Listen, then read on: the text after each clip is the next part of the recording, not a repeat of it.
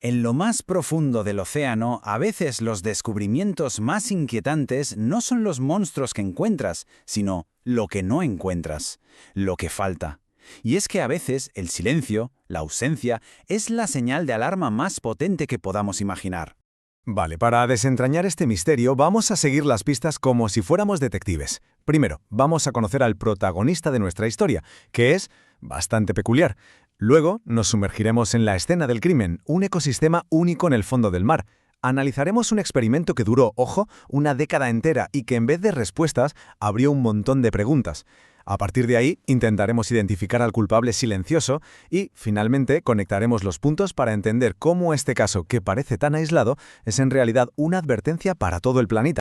Pues venga, vamos al lío. Empecemos por nuestro protagonista. Y a ver, no es el héroe típico de una historia, ¿eh? De hecho, es una de las criaturas más raras, más extrañas que se pueden encontrar en el fondo del mar. Pero, eso sí, su papel es absolutamente crucial. Su nombre es Osedax. Su nombre científico es Osedax, pero se le conoce por apodos mucho más gráficos, digamos. El gusano zombi o el devorador de huesos. Y la verdad es que no es para menos, porque estos nombres le vienen al pelo. Pero ojo, que no nos engañen los apodos. Este bicho no es un simple carroñero. Es mucho más. Es un auténtico arquitecto del fondo marino. Un ingeniero de ecosistemas, como dicen los científicos. Pero lo que de verdad hace a los Osedax tan sumamente extraño no es tanto lo que tiene, sino lo que no tiene. O sea, hay que olvidarse de todo lo que sabemos sobre cómo se alimentan los animales. Este gusano no tiene boca, ni ano, ni intestinos, nada. La pregunta es obvia, ¿no? ¿Cómo sobrevive? Pues la respuesta es una de las jugadas más alucinantes de la evolución. Bueno, pues, en lugar de comer en el sentido tradicional, el Osedax lo que hace es anclarse. Saca unas estructuras muy parecidas a raíces que perforan directamente el hueso de los esqueletos. Y aquí viene la magia. Dentro de esas raíces vive todo un ejército de microbios simbióticos que hacen el trabajo sucio. Son ellos los que descomponen el hueso y extraen los nutrientes. El gusano, por su parte, se limita a absorberlo todo. Es un sistema de reciclaje biológico que es simplemente perfecto. Vale, ya conocemos al gusano. Ahora vamos a cambiar de escenario y a centrarnos en en su hogar y su lugar de trabajo, que viene a ser lo mismo, el esqueleto de una ballena en el fondo del mar. Cuando una ballena muere en el océano, su cuerpo se hunde lentamente hasta el fondo. A este evento, los científicos lo llaman una caída de ballena. Y hay que entender lo que esto significa.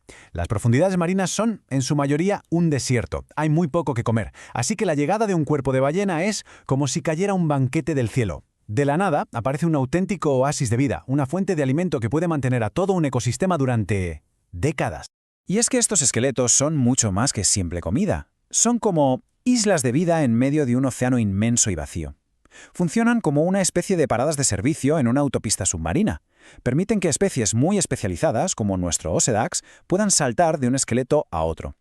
Esto es fundamental, porque así conectan poblaciones que de otra forma estarían completamente aisladas. Y eso, a su vez, mantiene la diversidad genética en las profundidades.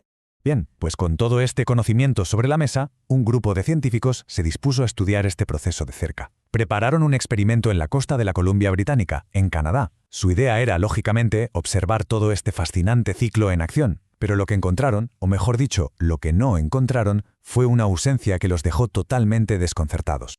El plan del experimento era, en teoría, bastante sencillo. Colocaron huesos de ballena jorobada a casi 1000 metros de profundidad y se pusieron a observar con cámaras y sensores de altísima resolución. ¿Y qué pasó? Pues nada, absolutamente nada. Durante 10 largos años, las cámaras estuvieron grabando y ni un solo gusano zombi se acercó a colonizar esos huesos. Y esto es algo clave en ciencia. A veces, el resultado más revelador es no encontrar nada. De hecho, uno de los científicos al mando, Fabio De Leo, lo calificó como una observación notable. Y es que, claro, una ausencia tan total y tan prolongada en el tiempo solo podía significar una cosa. Algo en ese lugar, en ese entorno concreto, estaba impidiendo que el ciclo natural de la vida, tal y como lo conocían, siguiera su curso normal. 10 años, 0 gusanos.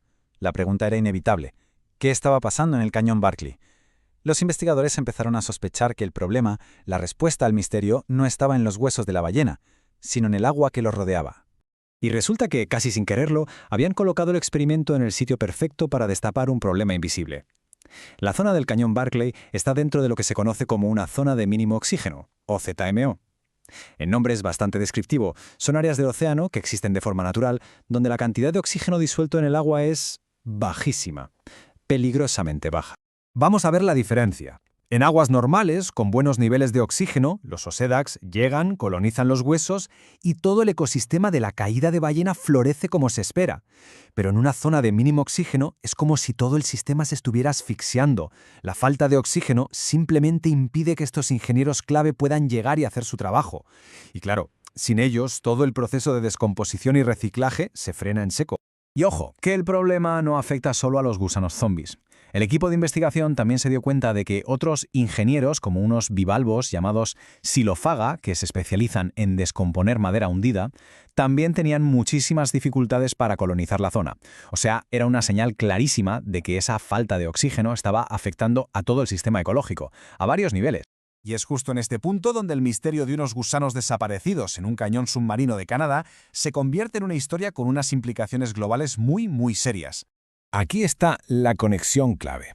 Estas zonas de mínimo oxígeno, que siempre han existido de forma natural en puntos muy concretos, ahora se están expandiendo, están creciendo. Y la causa principal es el calentamiento de los océanos, impulsado por el cambio climático.